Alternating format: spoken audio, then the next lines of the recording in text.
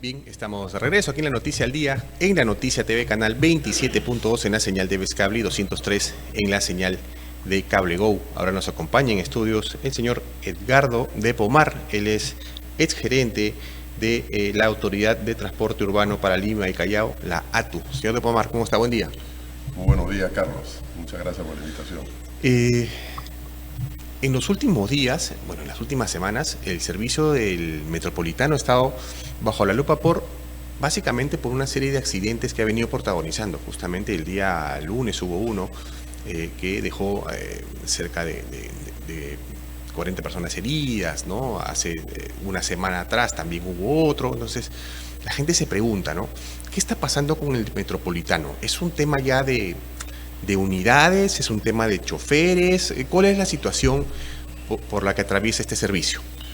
Bueno, para establecer claramente cuál es la causa, ¿no?, de estos accidentes, deberíamos tener ya los resultados de la investigación que debe haber hecho en las unidades, la Policía Nacional o la Autoridad del Transporte, para determinar si era una falla humana, ¿no?, o si, como creemos la mayoría, es realmente una falla técnica, es decir, que los carros ya están en una situación de obsolescencia.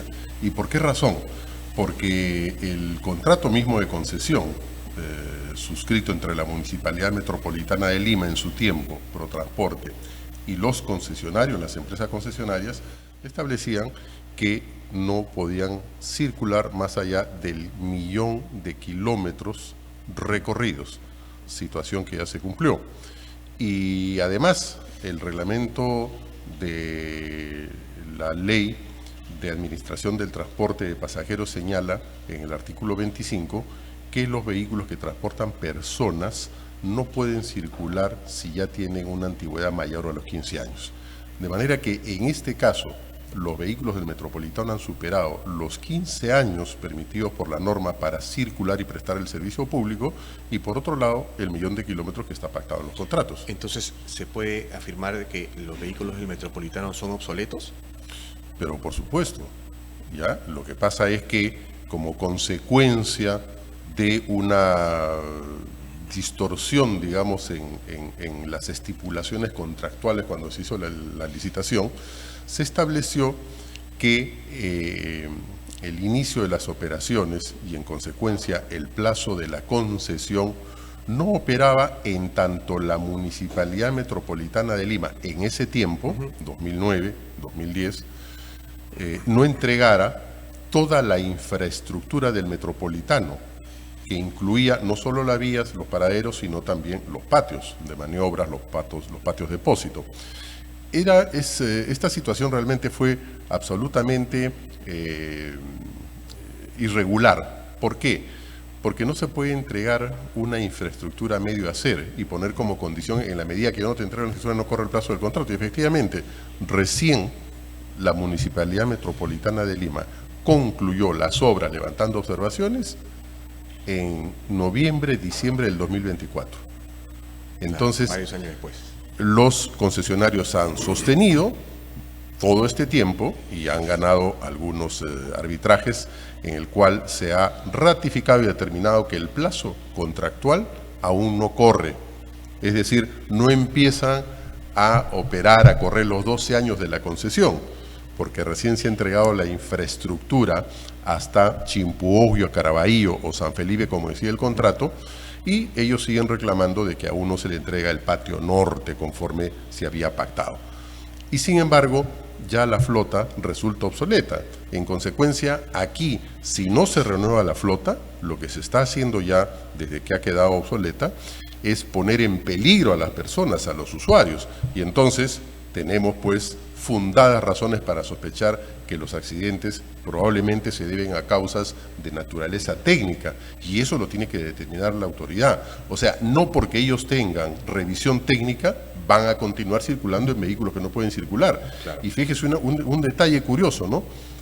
Por lo menos en este año y el año 2025, varias municipalidades han convocado a la licitación para el recojo de residuos sólidos. ¿Y sabe cuál es una de las condiciones para poder contratar con estas municipalidades? Que las compactadoras en las cuales se va a recoger la basura sean vehículos del año. Y sin embargo, para transportar personas, no importa si tienen 15 años, porque el contrato todavía no entra en vigencia. Claro. Cosa rara. Sí, bueno, tenemos a Manuel Baldoceda desde la redacción de La Noticia. Manuel, ¿cómo estás?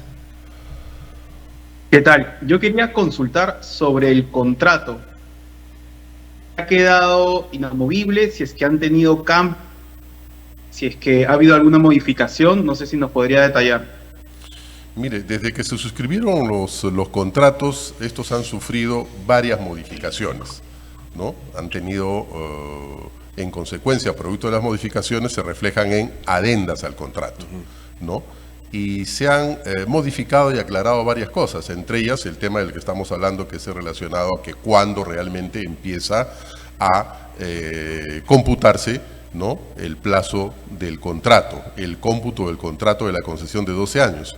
Y entonces han determinado en esas adendas y también en algunos arbitrajes, ¿no?, en laudos, ha quedado consentido en laudos arbitrales, que el plazo del contrato empieza a correr siempre y cuando se cumpla la condición de la entrega completa de la infraestructura del metropolitano, es decir, el tramo ampliación norte, que era Naranjal hasta San Felipe, Chimpuogio en Caraballo, y la entrega del patio norte, que ellos señalan, los concesionarios, que no está ubicado en donde debe estar ubicado, es decir, en Caraballo y no en Comas como está ahora.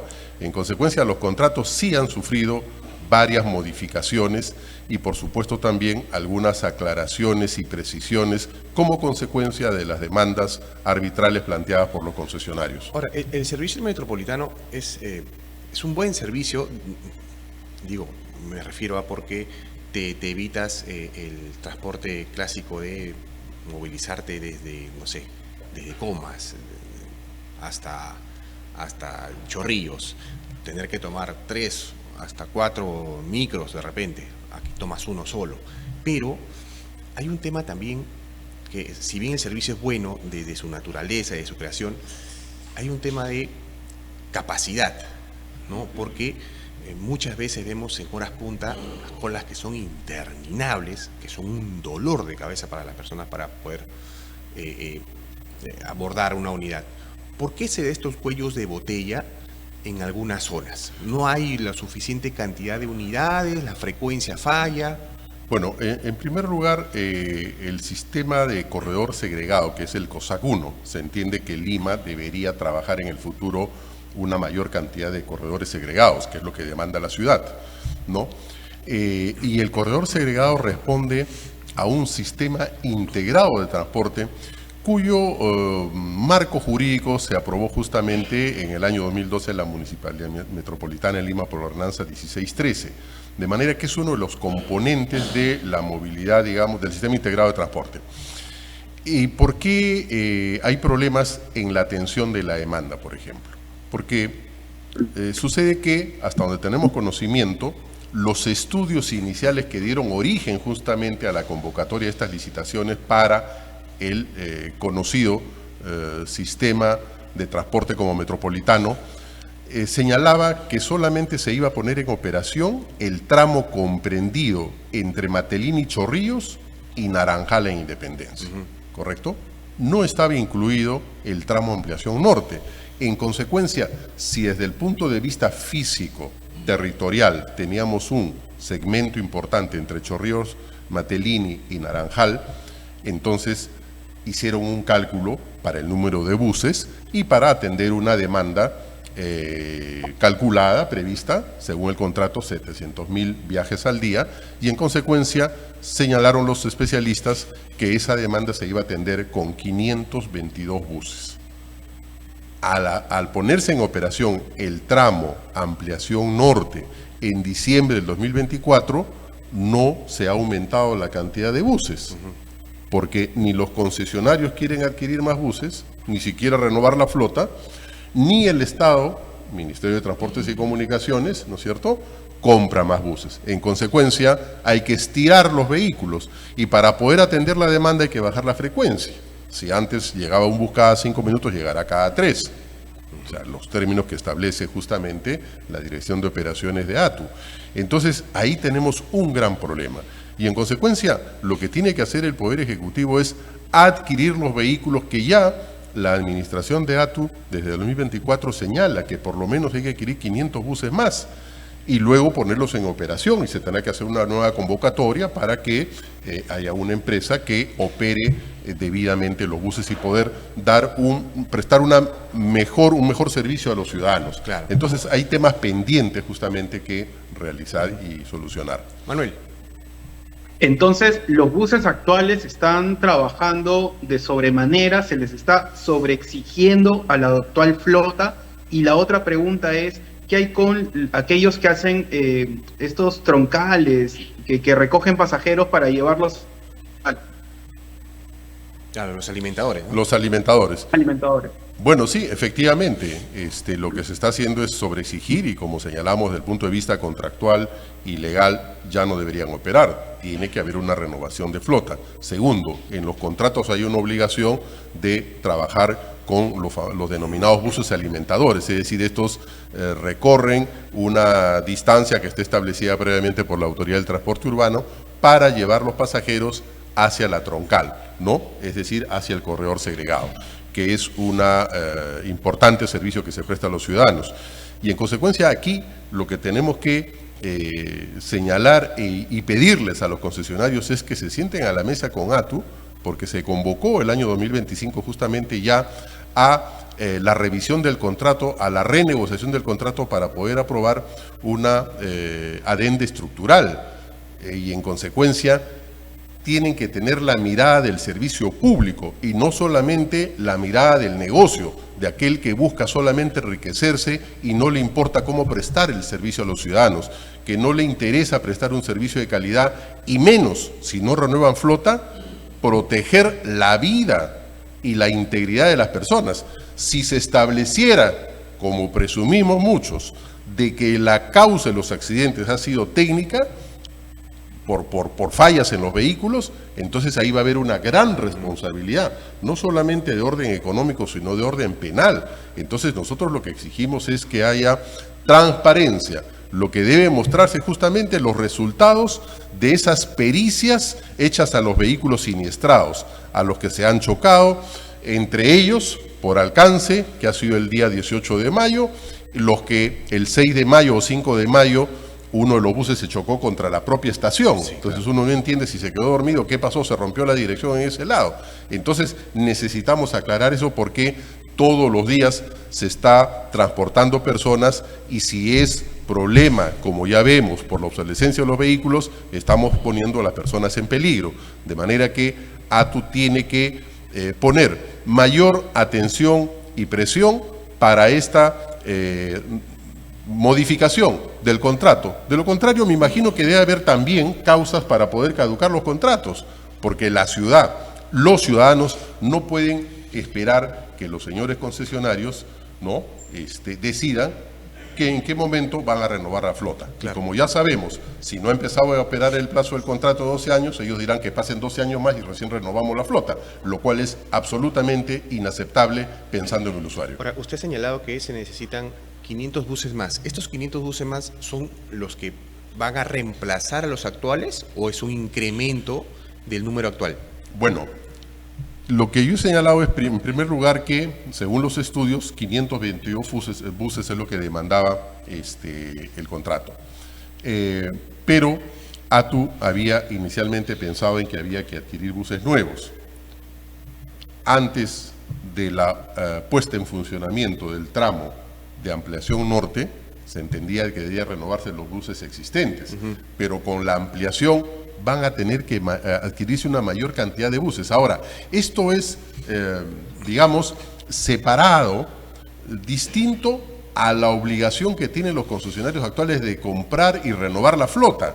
Lo que está haciendo ATU es prever justamente el servicio que debe prestar en la avenida Grao, que ya se están haciendo, me parece, las estaciones. En consecuencia hay que tener buses para Grao y hay que tener buses para otros sectores. Probablemente dentro de poco, y esperemos que así sea, en esta vía denominada Vía Expresa Sur, ¿no es cierto?, también se tiene que poner en servicio el transporte urbano de pasajeros, ¿no?, porque también es un corredor segregado.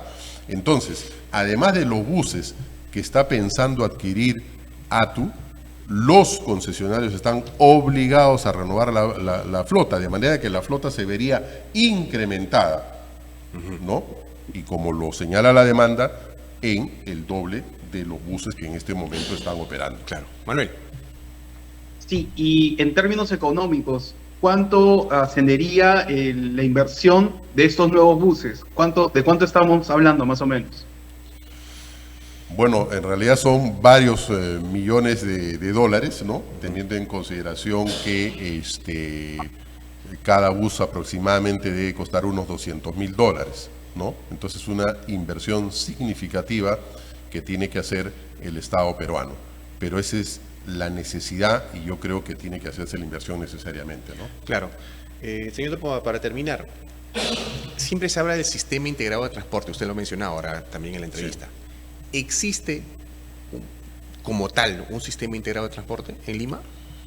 Bueno, vamos hacia eso y efectivamente tenemos una línea del tren, que es el tren eléctrico, la línea 1, ¿no es cierto?, que se va a integrar con el metropolitano justamente en Grau.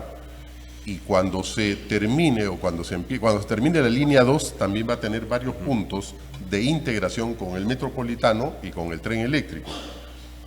Cuando el Estado peruano, y espero que no se tarde demasiado, empiece a trabajar y termine las líneas 3 hasta la 9, que son las previstas por ATU, entonces vamos a tener una integración entre el metropolitano, las rutas regulares, que son los buses que transitan por las diferentes avenidas y calles de Lima y Callao, más los teleféricos que podrían también colocarse, que hay varios planes que hasta ahora no tienen pues fecha de inicio, ¿no?, para poder colocar teleféricos en la ciudad y puedan también integrarse físicamente con esta red a la que denominamos sistema integrado.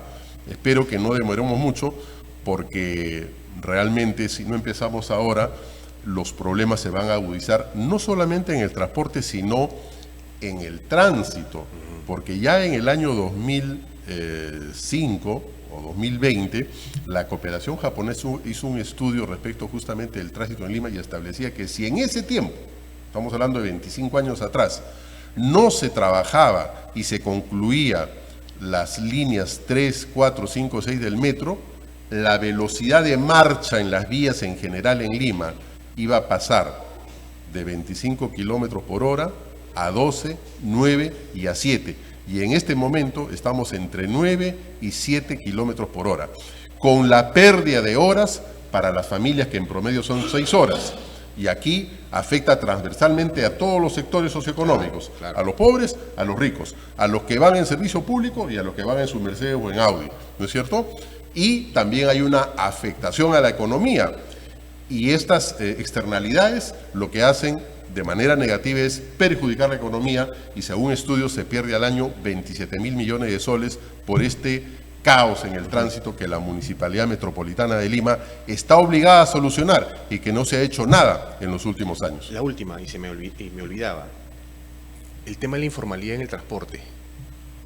¿De qué manera afecta también a este sistema integrado de transporte? Bueno, algunos de los concesionarios se quejaban porque decían pues que había que liberar, como están en los contratos, ¿no? Para el caso del corredor segregado hay que liberar de transporte regular autorizado y del informal, ¿no es cierto? Se ha hecho casi al 100%, de manera que puedan también recuperar su inversión. Pero ¿qué sucede? Hay una demanda insatisfecha del transporte en la ciudad. En consecuencia, si aún no vamos nosotros a la concesión de otras rutas, de rutas adicionales para poder servir a la población, vamos a tener espacio para el transporte informal. Y el transporte informal también, algunos lo pueden ver como un gran problema para el sistema integrado de transporte, pero lo cierto es que hay que reconocerlo también como un gran problema social, y el Estado tiene que ver de qué manera crea mecanismos para que esas personas que se cree que pueden ser en la ciudad de Lima cercanas a 1 millón de personas que dependen del transporte informal, puedan tener una fuente de ingresos. un trabajo. Entonces no es un tema de decir, ¿sabes qué? Lo saco del mercado y se acabó el asunto, porque realmente es un problema social. Y entonces, recién en el año 2024-25, ATU ha empezado a entregar los títulos habilitantes, las autorizaciones, para poder modernizar el transporte, y ya no ha dado, como se acostumbraba en Lima, a entregar permisos por 6 meses o 1 año, sino que se ha señalado que deberían ser, y así se ha establecido, 5 años como mínimo, de manera que los transportistas, las empresas del transporte regular, son ahora sujetos de crédito, y eso ha permitido que desde febrero del 2025 a febrero del 2026 hayan ingresado aproximadamente más de 200.000 unidades nuevas al servicio del transporte. Entonces, son también decisiones y mecanismos que van a permitir fortalecer a las empresas para mejorar el servicio público de transporte y crear el desarrollo económico tan necesario. Bien, señor de Pomar, ha sido un gusto tenerlo en estudios, bueno, y abordar este tema que nos incluye a todos, ¿no? Porque todos, la mayoría, usamos el transporte público. Muchas gracias. Gracias, Carlos. Bien, estuvo con nosotros Edgardo de Pomar, es gerente de ATU, para analizar esta situación del servicio del Metropolitano.